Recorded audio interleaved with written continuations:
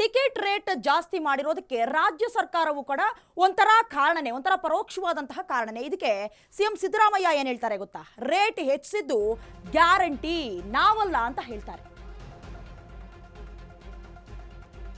BMRCL ಸ್ವಾಯತ್ತ ಸಂಸ್ಥೆ ಕೇಂದ್ರ ಸರ್ಕಾರದ ಅಡಿಗೆ ಬರುತ್ತೆ ಅಂತ ಅವ್ರ ಹೇಳಿಕೆ. ದರ ಪರಿಷ್ಕರಣೆ ನಡೆಸುವಂತೆ ಕೇಂದ್ರಕ್ಕೆ ಬಿಎಂಆರ್ಸಿಎಲ್ ಪತ್ರ ಬರೆದಿತ್ತು.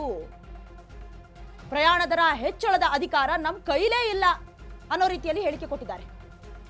ಬಿಎಂಆರ್ಸಿಎಲ್ ನಮಗೆ ಪತ್ರ ಬರೆಯದೆ ಕೇಂದ್ರಕ್ಕೆ ಯಾಕೆ ಪತ್ರ ಬರೀತಾ ಇತ್ತು ಅಂತ ಅವರೇ ಪ್ರಶ್ನಿಸ್ತಾ ಇರೋದು. ಬಿಎಂಆರ್ಸಿಎಲ್ ಪತ್ರಕ್ಕೆ ಪ್ರತಿಕ್ರಿಯೆ ನೀಡಿರುವಂತದ್ದು ಕೇಂದ್ರ ಸರ್ಕಾರ, ಹಾಗಾಗಿ ಅವರೇ ಸಮಿತಿಯನ್ನ ರಚನೆ ಮಾಡಿಕೊಂಡಿದ್ರು. ಈಗ ಒಬ್ಬರ ಮೇಲೆ ಒಬ್ರು ಗೂಬೆ ಕೂರಿಸ್ತಾನೆ ಹೋಗ್ತಾ ಇದ್ದಾರೆ. ಬಿಎಂಆರ್ಸಿಎಲ್ ನಮಗೆ ಪತ್ರ ಬರೀಲ್ಲ, ಕೇಂದ್ರಕ್ಕೆ ಪತ್ರ ಬರೀತು. ಹಾಗೆ ಕೇಂದ್ರ ಸರ್ಕಾರ ಒಂದು ಸಮಿತಿನ ರಚನೆ ಮಾಡ್ತು. ಆ ಸಮಿತಿ 2024 ಡಿಸೆಂಬರ್ 16ರಂದು ತನ್ನ ವರದಿಯನ್ನ ಕೇಂದ್ರಕ್ಕೆ ಸಲ್ಲಿಸಿದೆ. ಹಾಗೆ ಮೆಟ್ರೋ ಪ್ರಯಾಣ ಜಾಸ್ತಿ ಆಯ್ತು ಅಂತ ಏನು ಹೇಳ್ತಾ ಇದ್ದೀರಾ, ಆ ದರ ಏರಿಸಿರೋದು ನಾವಲ್ಲ, ಅದು ಕೇಂದ್ರದ ತಜ್ಞರ ಸಮಿತಿ ಅಂತ ಅವರು ಹೇಗೆ ಅಂತ ಹೇಳಿದ್ರೆ ಬೆಣ್ಣೆಯಲ್ಲಿರುವಂತಹ ಕೂದಲನ್ನ ಎಷ್ಟು ಆರಾಮಾಗಿ ಈಸಿಯಾಗಿ ತೆಗಿತೀವಿ ಆ ರೀತಿಯಾದಂತಹ ಉತ್ತರವನ್ನ ಅವರು ಕೊಟ್ಟಿರೋದು. ಇನ್ನು ಭಾರೀ ಪ್ರಮಾಣದ ದರ ಏರಿಕೆಗೆ ಸಿಎಂ ಸಿದ್ದರಾಮಯ್ಯ ಅವರು ಕೂಡ ಬೇಸರವನ್ನ ವ್ಯಕ್ತಪಡಿಸ್ತಾ ಇದ್ದಾರೆ. ಮುಂಬೈ ಮೆಟ್ರೋ ರೈಲಿನ ಕನಿಷ್ಠ ಟಿಕೆಟ್ ದರ 10 ರೂಪಾಯಿ, ಗರಿಷ್ಠ 80 ರೂಪಾಯಿ ಅಂತ ಹೇಳ್ಕೊಂಡಿದ್ದಾರೆ. ಆದ್ರೆ ನಮ್ಮಲ್ಲಿ 90 ರೂಪಾಯಿವರೆಗೂ ಕೂಡ ದರವನ್ನ ಏರಿಕೆ ಮಾಡಿದೆ ಕೇಂದ್ರ ಸಮಿತಿ ಅಂತ ಕೇಂದ್ರದ ಮೇಲೆ ಗುಬೆ ಕೂರಿಸ್ತಾ ಇದ್ದಾರೆ. ಇನ್ನು ಮೆಟ್ರೋ ಪ್ರಯಾಣ ದರ ಹೆಚ್ಚಳಕ್ಕೆ ವಿರೋಧ ಕೂಡ ವ್ಯಕ್ತವಾಗ್ತಾ ಇದೆ. ಹೀಗಾಗಿ ಕೆಲ ವಾಸ್ತವಾಂಶಗಳನ್ನ ಜನತೆಯ ಮುಂದಿಡೋದಕ್ಕೆ ನಾನು ಬಯಸ್ತೀನಿ.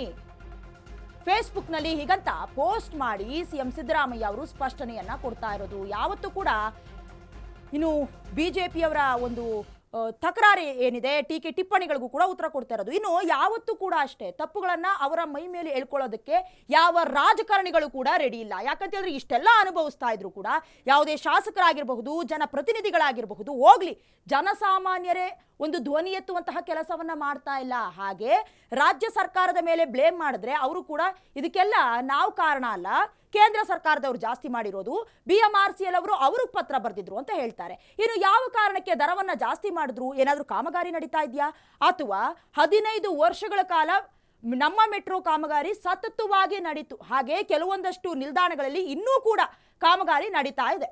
ಇದಕ್ಕೆಲ್ಲ ಈಗ ಸಿಎಂ ಸಿದ್ದರಾಮಯ್ಯ ಅವರು ನಮ್ದೆಲ್ಲ ತಪ್ಪು ಅನ್ನೋ ರೀತಿಯಲ್ಲಿ ಫೇಸ್ಬುಕ್ನಲ್ಲಿ ಪೋಸ್ಟ್ ಹಾಕೊಂಡಿದ್ದಾರೆ.